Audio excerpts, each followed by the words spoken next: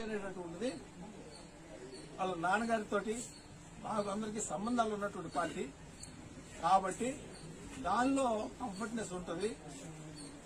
దేనికోసం ప్రజల కోసం మనకి అవకాశం ఇస్తున్నాడు అనేటటువంటిది నాకు గ్రహించి నేను ఆవిడ్ని బలవంతం చేశాను. ఆ రోజున నేను ఆగిపోతాను, ఇక ఎందుకు మనం మంత్రి కూడా చేశాము, ఇంతవరకు చాలు కదా, మనం మళ్ళీ ఇంకో పార్టీలోకి వెళ్లి మనం ఏదో మళ్ళీ మారామని చెప్పు అదేదో అనుకుంటారు. అప్పుడు పార్టీ ఇంకా అధికారంలో రాలా బీజేపీ.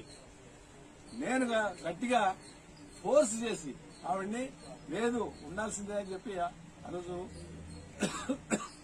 చేయడం జరిగింది. అలా ప్రస్థానం ఎక్కడికక్కడికి అది నెట్టుకుంటా వస్తుంది.